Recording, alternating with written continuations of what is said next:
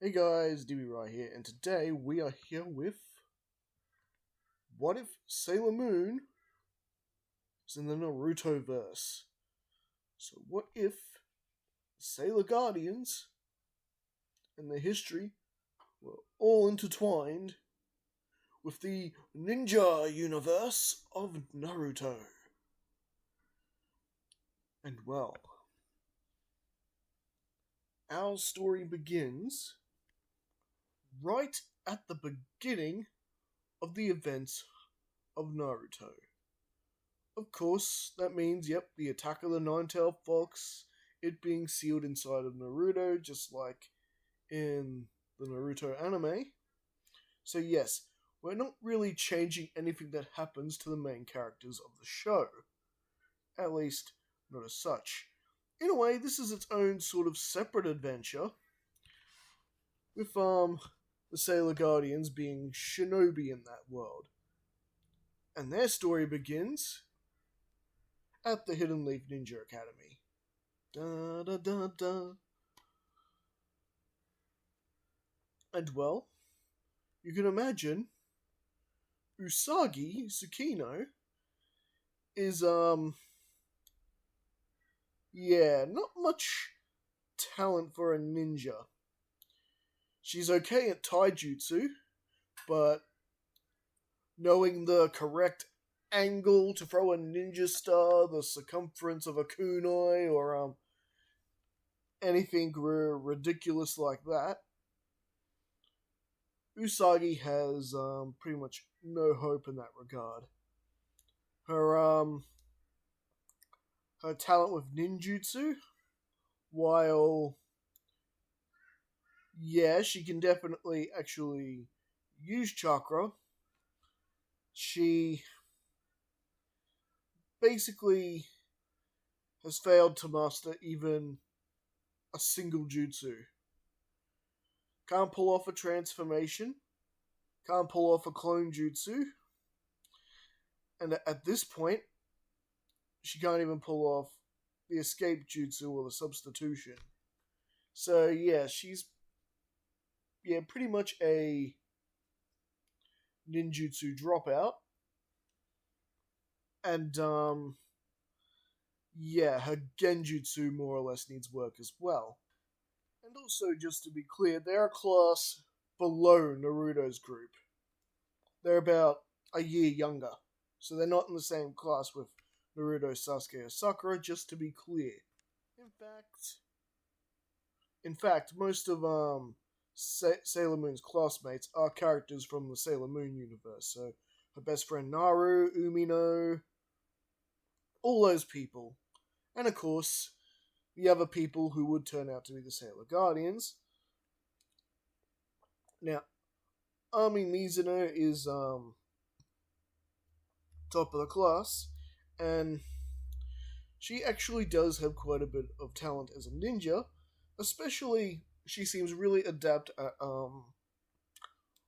water style jutsu. For an academy student at that age, to be able to use water style to the degree that Sailor Mercury can is quite impressive. So yeah, she's quite advanced and pretty much top of the class. And you have, and of course that means Jupiter excels at lightning style jutsu with her thunder and lightning attacks, and Mars with fire style. And she happens to have a little bit of talent in genjutsu as well. Sailor Mars, you know how she's in tune with her more psychic nature and sensing evil and that sort of thing. I reckon that would make her a high candidate to use genjutsu as well. And being a sensory type. Maybe it's sensory type I'm thinking of. Anyways, moving along. And, it seems that Venus and Moon are the only ones who are having trouble with, any kind of ninjutsu at all. Just considering that their attacks are not based in one of the, in one of the chakra natures. Yeah, I don't know what element you would call Sailor Moon's moon magic, or and Venus, who more or less has similar attacks with Moon Crescent Beam and Venus Love Me Chain. Like, yeah, I'm not sure where you'd label that in the chakra natures. Although, I suppose Love Me Chain, you could use that as part of the sealing jutsu.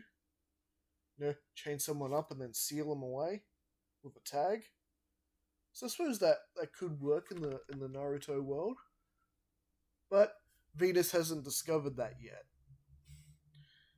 And well, one day she's Usagi is walking home, and just like in Sailor Moon, she runs into the cat Luna and helps her out. And well, they have heard rumors of this some sort of monster supposedly loose and lurking in the village somewhere. However, this monster has transformed into Naru's mother and is attacking her shop. Now, as we know in Sailor Moon, that was a jewelry store, but in the Naruto world, it's gonna be a dumpling store. So Naru's mother owns a dumpling store business. Maybe she sells some Lucky Charms on the side, so we at least have some sort of jewelry there. Now, you've got Tuxedo Mask in this timeline as well. However, he'd be a tuning at this point of the story, and he does wear a mask. In fact, he's got the name Ninja Mask. I know, kind of silly, but hey. And well, while Usagi interacts with the cat, she is given the brooch that allows her to transform into Sailor Moon. And basically, the brooch looks a little bit different. It looks more like a sealing jutsu. It's like something that is containing her true potential, rather than a thing that allows her to transform like in the original.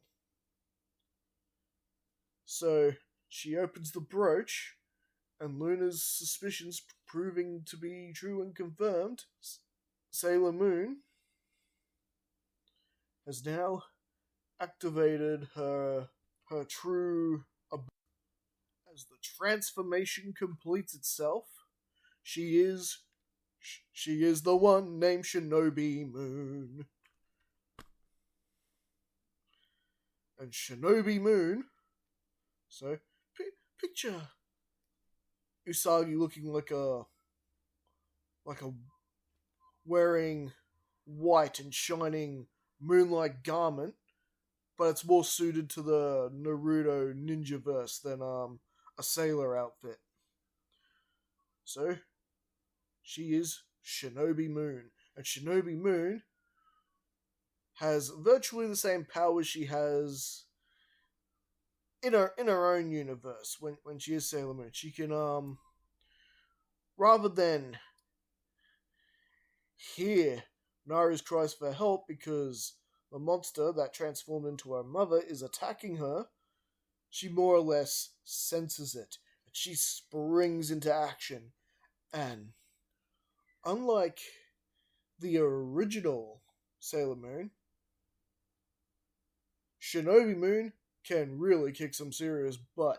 Like I said, she's pretty good at the taijutsu, and she tends to stick with that the first bit of the fight. When she realizes that the taijutsu stuff's not really working very effectively in the monster, she starts crying like she normally does. Typical Usagi. Wah! And it turns out that's a bit of a chakra power in itself as a shinobi, as it's paralyzing the monster. And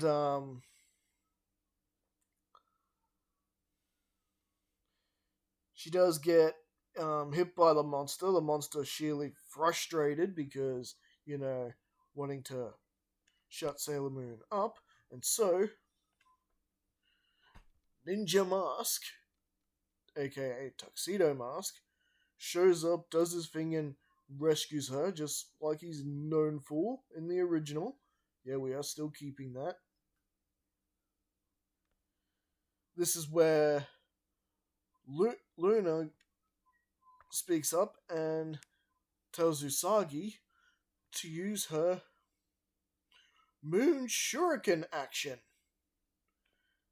Moon Shuriken? And she checks her shinobi webbing. You know, the utility packs that carry their ninja tools? Yeah, that thing.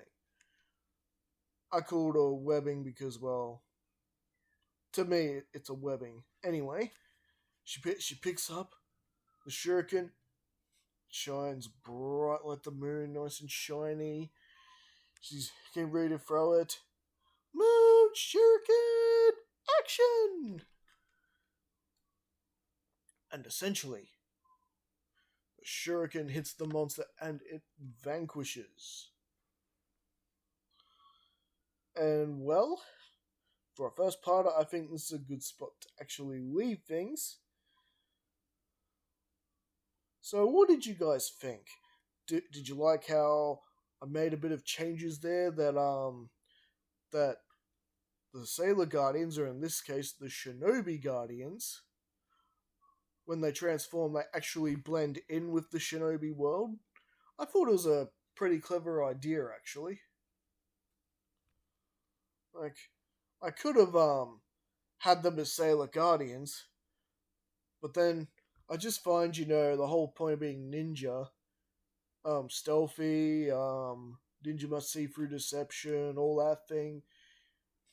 We need to keep it true to the universe they're in. So, being Sailor Guardians wearing sailor suits, they're going to stick out like a sore thumb. And with the Dark Kingdom running around, I just thought this was the better idea. And, yeah. So, yeah, let me know what you think in the comments. Don't forget to like and subscribe, and I'll see you guys again next time. Also, don't forget you guys can actually support me on Patreon now. Yes, as of yesterday, I officially have a Patreon now. So if you really want to show support for the content I do, definitely stop by.